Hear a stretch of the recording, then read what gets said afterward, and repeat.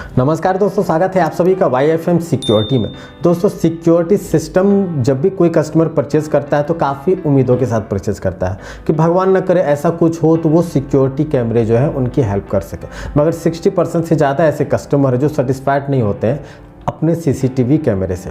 कारण क्या है कि उनको मनचाहा पिक्चर क्वालिटी नहीं मिलता है या फिर जब ज़रूरत होता है तो उनको वो फुटेज साथ नहीं दे पाता है।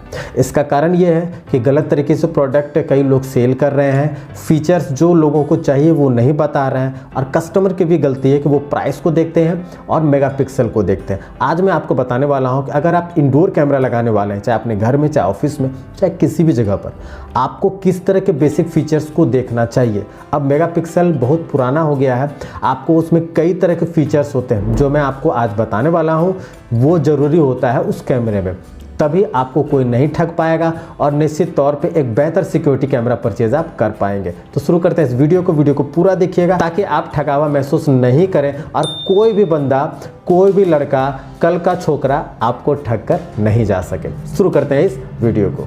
दोस्तों, सबसे पहला जो सबसे बेसिक जो मार्केट में जो फैलाया जा रहा है, इसको आप झूठ कह लीजिए, इसको आप अफवाह कह लीजिए, या इस तरह का इसको एक फ्रॉड का नाम दे दीजिए तो सही होगा। कंपनी के द्वारा तो किया गया ही है, जो भी आपको CCTV कैमरा सेल कर रहे हैं उनके द्वारा भी किया जा रहा है। सबसे पहला 1080 पिक्सल और 1080n में बहुत बड़ा अंतर होता है। मैंने बहुत पहले बताया था आप सभी को, शायद आपने मिस कर दिया होगा, आज मैं आपको बताता हूँ।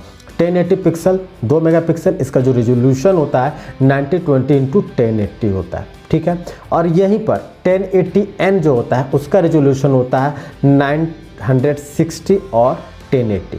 आप दोनों में डिफरेंस देख लीजिए, काफ़ी ज़्यादा डिफरेंस है। और इस रेजोल्यूशन के कारण आपको लगता है कि 1080 ही है, दोनों कैमरा 1080 है, बट आपको ठगा जाता है। वो 1080n वाला कैमरा 1 मेगापिक्सल के बराबर ही होता है। यही कहानी आपके 5 मेगापिक्सल में भी है। 5 MP का रेजोल्यूशन आप देख लीजिए, 2592 2592 इंटू 1944 यानी 1944 है। और 5 MN का जो रेजोल्यूशन है वो 1296 यानी कि 1296 इंटू 1944 है। आप दोनों में डिफरेंसेस देख लीजिए, जब पिक्सल में इतना डिफरेंस है तो फिर आपको क्या क्वालिटी मिलेगी। तो यह है। और सबसे ज़्यादा इस तरह की कहानी जो 5MN या 4MN वाली कहानी है, यह आपको CP प्लस या डब्बा के आपको सिस्टम में ज़्यादा देखने को मिलते हैं। अब इसका मतलब क्या है, कंपनी साफ साफ कहती है कि जहाँ पर 5MN लिखा है या 4MN लिखा है, इसका मतलब होता है कि वह DVR 5 MP कैमरे को सपोर्ट करता है। 5 MP की पिक्चर क्वालिटी वो नहीं देती, ये कभी भी कंपनी नहीं कहती है। कंपनी कहती है कि 5 MP के कैमरा उसमें सपोर्ट करते हैं। अब 5MN की क्वालिटी पे और 4 MP के कैमरे सपोर्ट करते हैं 4MN की क्वालिटी पे। तो यह एक बहुत बड़ा लोगों के बीच में कंफ्यूजन क्रिएट कर देता है, और कई कस्टमर ऐसे हैं जो 5 MP सोचकर 5MN वाला DVR ले लेते हैं जिसमें कि 5 MP 5MN में सपोर्ट करता है। नतीजा क्या होता है, वो ठगे जाते हैं। तो सबसे पहले इन चीज़ों को समझ लीजिए। लगभग 70% इसके कारण लोग ठगे जाते हैं। उनको लगता है कि 2 MP 1080 पिक्सल का कैमरा उन्होंने परचेस किया, बल्कि वो 1080n का कैमरा होता है। इसके साथ साथ आपको 3D DNR, digital noise reduction, ये बहुत ज़रूरी है, क्योंकि जब भी आप डार्क पिक्चर को देखते हैं आपको डॉट्स नज़र आएंगे। यानी कि आप शाम टाइम में भी अगर आप देखें लाइट नहीं है तो IR जब तक काम नहीं करता है, यानी कि स्मार्ट IR जब तक काम नहीं करता है, आपको डॉट्स दिखते हैं। वो डॉट्स बहुत ज़्यादा डेडली होते हैं क्योंकि उससे पिक्चर की क्लियरिटी में आपको डिफरेंसेस देखने को मिलते हैं। इसलिए 3D DNR बहुत ज़रूरी है। नॉमिनल केस में आपको DNR लिख देता है, 2D DNR होता है, आपको 3D DNR में जाना है। 3D DNR जहाँ पे रहेगा वह कैमरा एक बेहतर कैमरा साबित होता है। इसके बाद एक और चीज़ मैंने आपको बताया था कि अगर आपका camera, indoor camera, Twilight condition में लगा हुआ हो, ट्विलाइट कंडीशन यानी कि बाहर में डार्क हो और कैमरा जो सनलाइट में हो तो फटाफट पिक्चर आएगा, या फिर आपका कैमरा जो है सनलाइट में हो, अंदर में डार्क हो, तो इस तरह के कंडीशन जहाँ पे होते हैं WDR वाला कैमरा यूज़ कीजिए, वाइड डायनेमिक रेंज वाला। ये WDR कैमरा बहुत ही बेहतरीन होता है। उस तरह के कंडीशन में क्लियर पिक्चर दोनों के लाइट को बैलेंस करता है, डार्क और ब्राइट लाइट को बैलेंस करता है, और आप अंदर के पिक्चर जो नहीं दिख रहा है, यानी जो फट रहा है, वो भी आपको क्लियर दिखा देता है। WDR वाला कैमरा।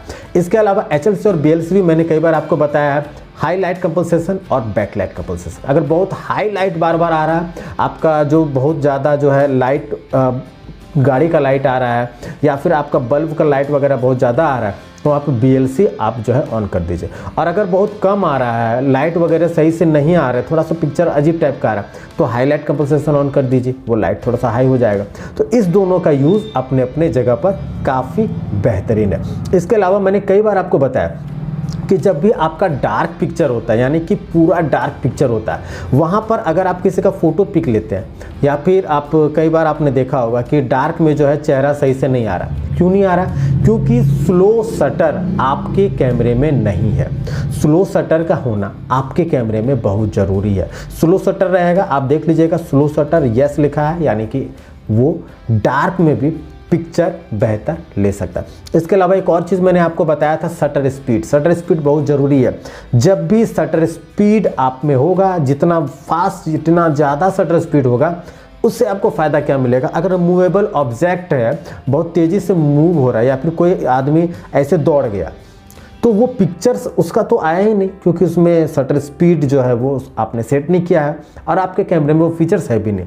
तो जब मूवेबल ऑब्जेक्ट को लेना हो अच्छी तरह से, क्लियर तरीके से, तो आपके कैमरे में शटर स्पीड होना बहुत ज़रूरी है। इसके अलावा जो चीज़ें हैं, फेस डिटेक्शन मैंने कई बार आपको बताया, फेस डिटेक्शन वाले कैमरे को यूज़ कीजिए। अब तो एनालॉग HD में भी आ गए हैं, आपके IP में भी आ गए। फेस डिटेक्शन फीचर्स बहुत ज़रूरी है, जिसमें कि फेस पे आपका जो है वो सर्किल तरह का वो बन जाता है। इसके अलावा वो फेस पिक्चर सेव भी हो आपका, ठीक है, यानी कि फेस पिक्चर कैप्चर भी हो, लाइब्रेरी भी हो फेस कैप्चर का आपके DVR में, तो वो काफ़ी बेहतरीन होता है। इसके साथ साथ नोटिफिकेशन अलर्ट, मोशन अलर्ट बहुत ज़रूरी है, क्योंकि अगर किसी भी तरह की मिस हैपनिंग होती है, तो अगर आपने सेट किया, अगर रात 10 बजे से सुबह 4 बजे तक की कोई हरकत हो, तो मुझे मैसेज आया, मैं सोया हूँ, मुझे मैसेज आया, मैं देख सकूँ, ऐसे कंडीशन में आपके लिए वो बहुत ज़रूरी होता है। ज्वेलरी शॉप वगैरह के लिए ऐसे कैमरे बेनिफिटेड होते हैं। इसके बाद इंडोर में एक और नीड होती है, ऑडियो इनबिल्ट कैमरे। अगर आपको ऑडियो अलग से लगाने का टेंशन नहीं है, तो ऑडियो इनबिल्ट वाले कैमरे आते हैं, आप वो यूज़ कीजिए। आप पूछिए सामने वाले से, क्या ये सारे फीचर्स हैं? अगर अगला नौसिखवा होगा, अगला बिजली मिस्त्री होगा, या फिर अगला जो है कल का छोकरा होगा, यानी कहने का मतलब है कि इस बिजनेस में नया होगा, ट्रायल पे आप फंस रहे हैं, तो ऐसे कंडीशन में वो आपके पास से चला जाएगा, या फिर आपको समझ में आ जाएगा कि अगले को नॉलेज नहीं है। तो वेल ट्रेंड जो आपके CCTV टेक्नीशियन है, उनसे काम करवाइए, उनसे इस तरह के फीचर्स के कैमरे अगर आप मांगेंगे, निश्चित तौर पर वो आपको प्रोवाइड जरूर करेंगे। उम्मीद करता हूँ इस वीडियो से आपको काफ़ी लाभ मिला होगा और कोई आपको ठग नहीं पाएगा, ऐसा मैं उम्मीद करता हूँ। इस वीडियो को देखने के बाद आउटडोर के लिए किस तरह के बेसिक फीचर्स होने चाहिए, इससे रिलेटेड वीडियो में हो सकता है कल या परसों अपलोड कर दूँ। बेस्ट फीचर से रिलेटेड वीडियो मैंने बना दिया है। चैनल को सब्सक्राइब जरूर कर दीजिएगा, जाते जाते वीडियो को लाइक जरूर कर